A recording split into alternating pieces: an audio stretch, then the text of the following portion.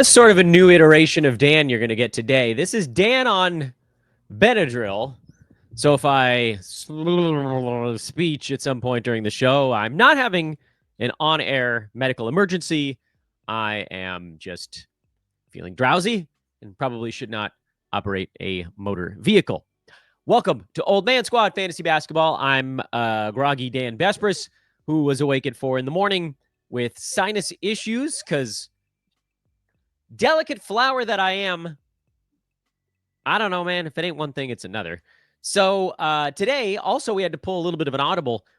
Originally scheduled to record a show with the great Rotomancer himself. That's getting pushed to next week, just due to some scheduling concerns on both sides, which means that today we're kind of flying by the seat of our pants. Now, if you watched or listened to yesterday's show, we started to go through some of my rankings from the beginning of the year. We went through the buckets and we got as far as, I think it was like player 34 or something like that.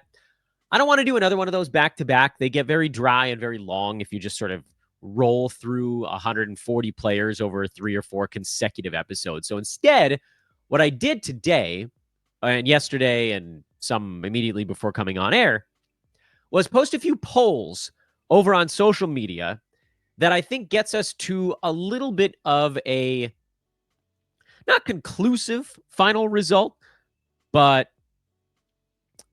somewhat points to.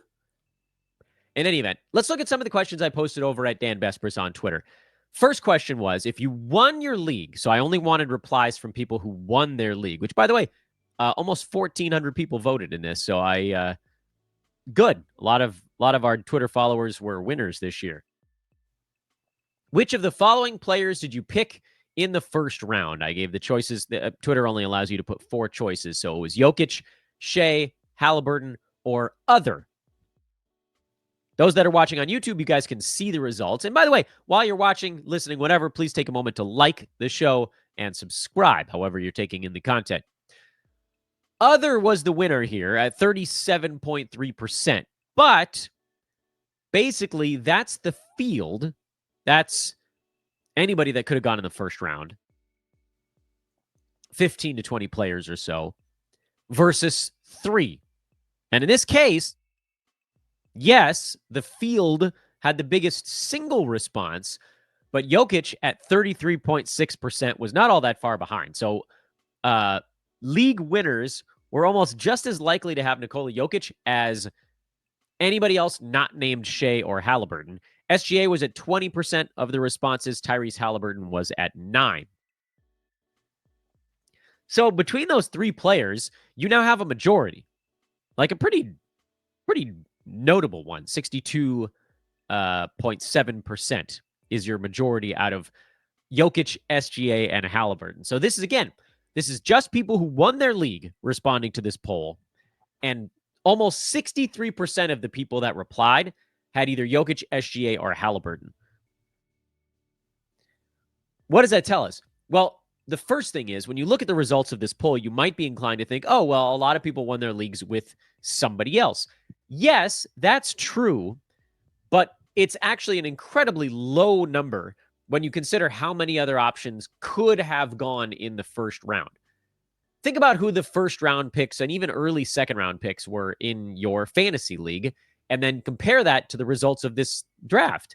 Victor Wembanyama, Luka Doncic, Anthony Davis, Jason Tatum, Anthony Edwards, Steph, Embiid, Trae Young, Giannis. Cat went in some first rounds. Domantas Sabonis went in some first rounds. James Harden went in some first rounds. Did Donovan Mitchell creep into the first? Nah, probably not. So you had like 17, 18 guys that were possible first rounders. And if we say 3 out of 18, that's a 6th. So a 6th of the possible first round choices accounted for almost 2/3, 4 times that many victories. And Jokic, certainly the most impactful of them all, and should be because he was either going first or second in every single fantasy league. That's 1 out of these 17 or 18 who accounted for 1/3 of all possible results. What's 1 out of 18? That's like 6 to 7% of your possible choices, accounted for 5.5 to 6 times that much. Say 5 times. SGA, more like 3.5-ish, 4. Interestingly, despite being an incredibly valuable pick, Tyrese Haliburton, the odds of him being your winning first rounder, at least according to respondents here, was somewhat low. And I think a little bit of that is because head-to-head leaguers don't like to punt points right out of the chute. So this might even be a high number because it's people who follow me and then tend to lean in that direction. Before we pull this apart any further, I want to make sure that you guys have indeed at some point checked out our friends at Bet Online, the world's most trusted betting platform and your number one source for all sports betting action. You got baseball in full swing. We've got the NBA playoffs now. I mean, we're there, ladies and gentlemen. We are not quite at the finals yet. New York got win number 2 in their series, but we're damn close to the NBA Finals. NHL playoffs trucking along. I may not know anything about them, but I do know that they're happening. You've got UFC, you've got football, you've got WNBA. BetOnline has more ways to stay in on the action with the latest odds, news, scores, and even live in-game betting on these contests while the games are being played. And in between games, head down to the BetOnline casino with all the top Vegas-style games, including poker, a live casino where you can play against other people, 20-something, what did I say, like 25 different types of blackjack, and so much more. Bet Online, the game starts here. The conclusion you can draw from this first poll, which again, nothing is finalized, but 1,400 votes is pretty good.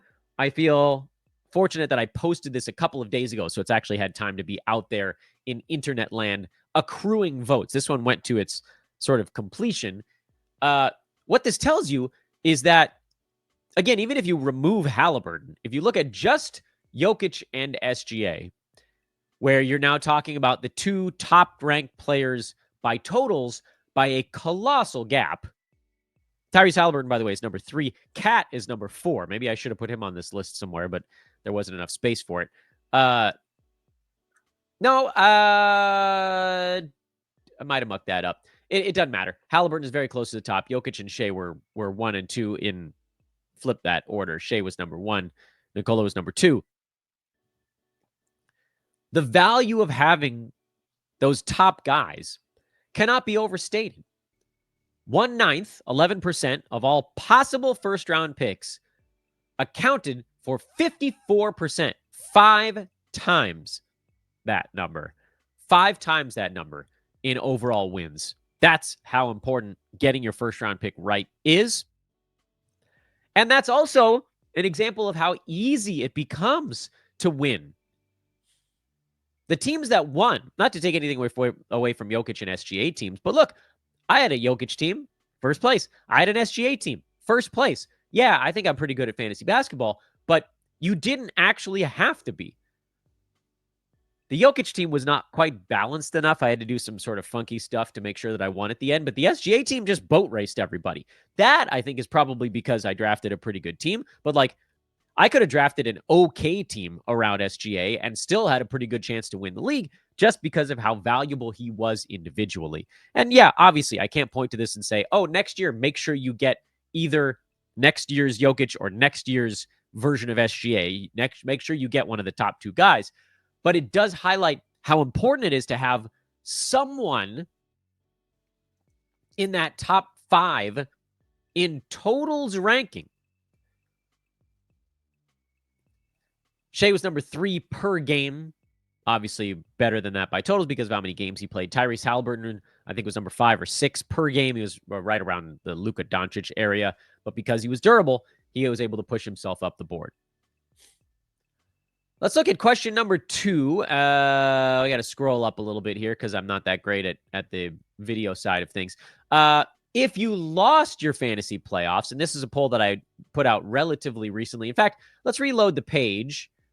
And maybe we'll get a few extra votes on that. There we go. If you lost your fantasy playoffs, I only put this out, an hour and some odd back. So only 355 votes so far. If you lost your fantasy playoffs, What was the main culprit? Injuries was the first choice. Other team better, meaning you just lost to a better team. Choice C was an uneven games total, meaning like your opponent had 55 games and you just had a team like your schedule wasn't very good on that given week. For whatever reason, you just had a low games total week.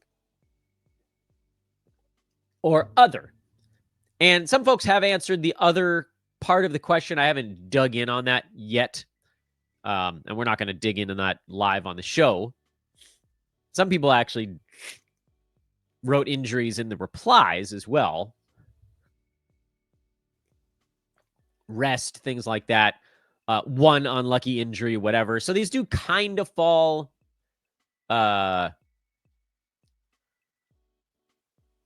yeah, it looks like people are mostly just talking about rest and fake injuries. So I probably should have said injuries or fake injuries as the other possible option there. But it kind of doesn't matter because even if we count the 4% in other as part of injuries, it just becomes an even larger gap. This is a landslide. Injuries at 72% of respondents here. The other team better, 13%. Uneven games played total was 11%. And then other, just 4% of all replies. So again, you can tack the 4% onto 72 and make it 76. Either way, injuries was the big thing. What does this tell us? Well, unfortunately, there isn't a whole lot we can do about it. Not specifically, unless you're willing to change the format of your league pretty dramatically. And maybe you should be willing to do that. Maybe you should be willing to implement a games cap in your head-to-head league. That's something that our good buddy Josh Lloyd has talked about a number of times, and he's running leagues that have a games cap. It creates a little bit more of a roto-type environment where if somebody on your team gets hurt, it still sucks, especially if it's like, your second-round pick or something. But at least you can plug in somebody else. You can go try to get your 40 weekly games played. They're not going to be as good per game, and you can focus more per game, or at least on per game numbers at that point. But injuries are still going to hurt a little bit. The reason that helps a lot in the fantasy playoffs is, the team that has more games played in a fantasy playoff week is generally going to win. Not all the time, but, probably like 75 to 80% of the time. If you have more games played than your opponent, you're probably going to win your playoff week. And one way that can happen is one team losing 5 or 6 guys to real or phantom injuries and not having enough in IL slots or roster moves to replace them with healthy players. Sucks, especially if one of your main guys goes down. They're probably on a can't cut list, so you can't go get rid of that 0 even if you wanted to. You literally just have to eat zeros unless there's a games cap, because then at least you can drop in, your 12th guy, the second guy on your bench who doesn't get to play very much unless somebody misses a game, but that's what just happened. If you're not willing to change the format of your league, I don't know that there's a whole lot you can do about this. You can attempt to avoid the tanking teams, which is something we've talked more about this offseason than in prior years. But, as evidenced by the show that we did with Adam King late last week, we don't know what teams are, every team that's going to tank. We have a pretty good idea on 2 or 3 coming into a season. Like, we knew Washington was going to tank this year, and Toronto basically came out and said, I think it was Jakob Poeltl that was just like, yeah, we know we're not going to try to win every ball game, but blah, blah, blah. We had a pretty good idea that Utah was going to tank, and we had a pretty good idea that Brooklyn was going to tank, although we didn't really know how exactly. But we didn't know what the Hornets, they've been tanking for a half decade. At some point, they're just not going to be allowed to anymore by their own fan base. And then the Sixers lost everybody, so that they were sort of forced into a tank, but that was certainly not the plan coming in. So we're never going to get this 100% right. But if we take proper caution on who we're drafting, you can dodge bullets like Lauri Markkanen from this past year is a good example of that. You could probably avoid, not that Jordan Poole was bad. He was actually pretty good, and he got up near 70 games played. But you had a pretty good idea he wasn't going to play the last 2 or 3 weeks of the year, and he didn't. The Nets turned out to be a real pain in the butt. We knew they were going to tank, so maybe that was another team that we should have been just a little bit more careful. Even with young guys these days, like you look at Utah, Walker Kessler just made them too decent, and so he got 25 games off. Lauri Markkanen makes them too decent. The ultimate compliment in basketball. This team is way too decent. So I think we'll just be a little bit more cautious in who we draft. But at the same time, like, you can't account for every injury in your fantasy playoffs. Guys are going to go down. Guys are going to come back. Phantom injuries are going to happen to guys that are tanking, but also real injuries are going to happen to real players. Nikola Jokic missed the fantasy finals week. There was no way to see that coming. And speaking of Nikola Jokic, the third poll we are running, and this one I just started like 20 minutes ago. So I'll do another refresh and see if we got a couple more votes on it. Nope, I apparently had it already auto-refreshed. This question was, if you had Nikola Jokic on your team, in what place did you finish your fantasy regular season? Not the playoffs. Screw the playoffs, because I know he killed a lot of teams in the fantasy finals. This is pretty remarkable. Again, we're only at 100 votes, and I'll check back on this at some point later on to make sure that the results sort of hold. But this, the initial replies are overwhelming. And again, it looks like Twitter refreshes every couple of minutes, so we might even get some refreshes live on air here. First or second place, 61% of Nikola Jokic teams finish their fantasy regular season, whether that's roto or head-to-head regular season, first or second place. Is that not wild? And I wanted to make sure I put first or second, because those are usually the spots where you'd get a first-round bye for head-to-head, and they have generally a pretty similar outcome set. The first-place team usually wins more because they're often just a better team. But like in terms of odds of getting to the finals and things like that, it doesn't change all that much between first and second. Third and fourth place was another 20%. So the top two volume answers on this question, which again is, if you had Nikola Jokic on your team, what place did you finish your fantasy regular season? Top four at 81% combined. Fifth and beyond at 19%. That's how impactful Nikola Jokic was this year. This particular poll doesn't tell us that much more than the first poll we ran. So I'm not going to spend as much time on this one as I did on the first two, other than to, again, just kind of note, like, if you nail your first round pick, and Nikola Jokic is definitely nailing it, and maybe, like, it might be more illuminating to talk about where a team with Halliburton or Anthony Edwards or what was the, I got to pull up the, I thought I had a tab open for this. Where's my damn tab? I got to open a new tab because I can't find the old one. If you look at every player by totals, and you got to use Yahoo right now because Basketball Monster's counting playoff games in the mix. The guys drafted early that finished early were Shea, Jokic, Halliburton, Cat, Anthony Edwards, James Harden, and Steph Curry and Jason Tatum. These are guys that were drafted inside the first, typically 15 to 20 picks that finished inside the top 10. The next guy that was drafted early, you got to go down to Wemby at 14, and then you got to go all the way down to like Sabonis at 24. Again, a lot of injury stuff in the mix here, but I would be curious to know, and maybe I'll run some polls later on today, if you drafted Cat or Halliburton or Ant or Harden or Steph or Tatum early, how did your seasons go? Because those guys, I don't know that you would have gotten first place with those, because the Jokic team was probably ahead of you and very tough to jump. The Shea team was ahead of you and probably very hard to jump. But I bet that these Halliburton, Cat, Harden, Steph, whatever teams probably finished top 5. I would guess that those teams generally did pretty well. And again, it's because their first round picks worked. But I don't want to make any conclusions. I want to draw any conclusions without actually doing the poll, getting the data, and then we can kind of analyze it later. So far, I haven't fallen asleep on air, but the sinuses remain a little bit of an issue.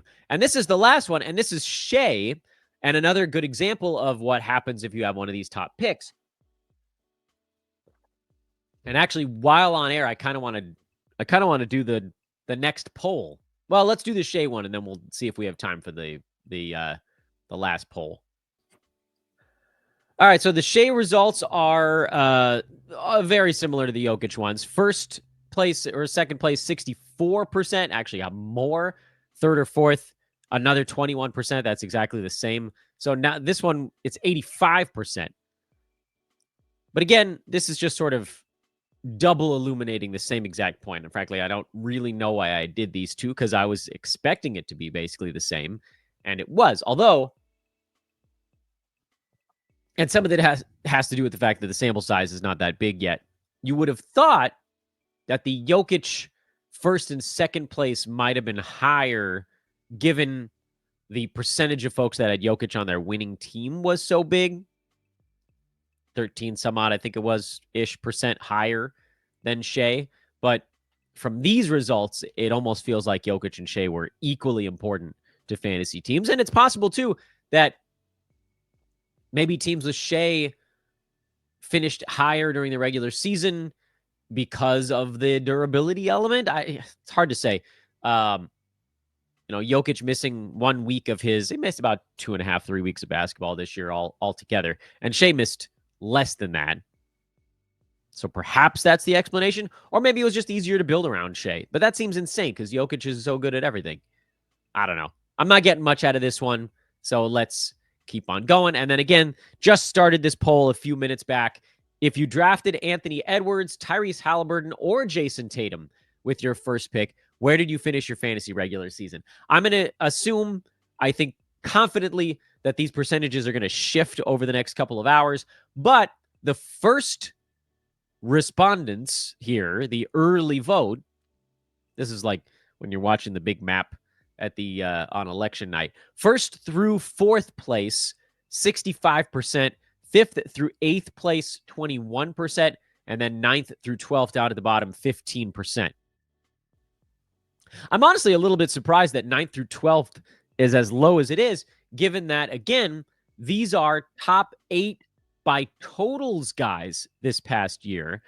And having anyone in that section gives you a great chance to at least make your fantasy playoffs. And again, maybe I should have split up 5th and 6th, and then 7th and 8th could have each been a spot.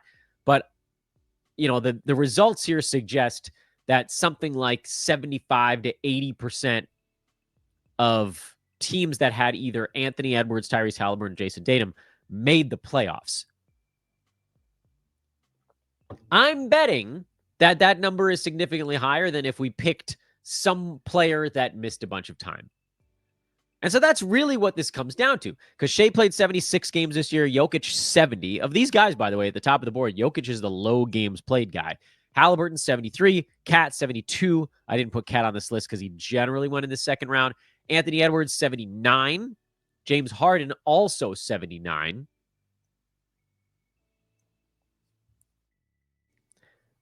Where was Tatum at? Did I say Tatum? Tatum was 72. I guess I could have put Steph in there. He was at 70. But it almost feels like then the list of names gets too long. I don't think we need to run polls and say, oh, well, if you drafted Anthony Davis, where'd you finish? I think we can pretty safely assume that the answer is going to be a lower number than these spots. Generally, and I get it. Some of you are out there that drafted Anthony Davis and your teams did fine. I get it. That means that you nailed the rest of your draft, just unequivocally destroyed the rest of your draft in a good way, and nicely done. But you could take any of those guys in the first round that missed 25 to 30 games. Luka Doncic in there as well. Luka, I think, better because he was around for the fantasy playoffs. So that, I think, if teams were able to sort of stay afloat. But again, that's where I wanted to know where teams finished the regular season. So like a team with Luka probably limped into their fantasy playoffs, but then got Luka back, and certainly that team was a whole hell of a lot better.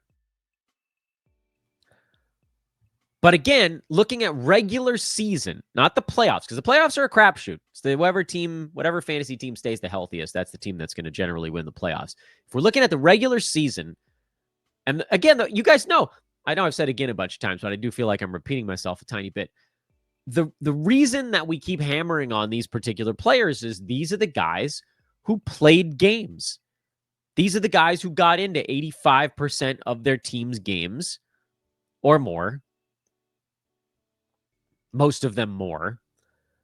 And that's why these teams finished in the top 4 so often. Anthony Edwards, Tyrese Haliburton, Jason Tatum, these teams finished in the top 4 68% of the time. The votes are starting to trickle in a little bit more. We're getting a few more on these other ones. Shea teams finished in the top 4 84% of the time. Jokic teams finished in the top 4 81% of the time. It's not fluky, and I'm happy to run more polls over the rest of today asking about some of these other guys. Like, where did you finish your regular season if you got Anthony Davis? I'm betting top 4 is not 65 to 70%. It's going to be lower, and it's going to run almost proportionally to how many games played you got out of your first round pick. It seems completely insane, but like, the number Jokic it's not a perfect line because Anthony Edwards and James Harden played 79 games. That's more than Shea, but top 4 finished less. That's because Shea was so much better on a per game basis. Same with Nikola Jokic. But, looking at Haliburton at 73 games, Anthony Edwards 79, Harden 79, Tatum 72, and so on and so forth. These are teams that are going to finish in the top 4 because they got a really good year out of their first or early second round pick. I want us to focus a lot on this concept as we move towards next season. The concept of, hey, can I make sure that I get guys near the beginning of my draft that are going to give me 70 games or more? It's not like you're never going to nail it completely. But when you look at the names on the list that we've been talking about here, the guys that played 70 games or more at the front end of drafts, Shea had a feeling he would. Jokic, always very durable. Anthony Edwards, super durable. Tatum's always durable until the playoffs here. Now, obviously, he's not. Steph's more of a surprise. Cat was a little bit of a surprise. Harden was we don't really know how many games we were going to get out of him, but, early second round, mid second round, he just sort of seemed like a value. And yeah, there were a couple guys that didn't play as many games as you would have wanted that were drafted in the first round. And hopefully we can find a way to not end up with those guys again or at all next year. But they were largely, outside of Victor Wembanyama, the guys that missed games that were drafted early were guys that you kind of saw it coming. Joel Embiid, you kind of saw it coming. Luka off the finals run. AD, who's always missing time for some stuff. His season would have been okay.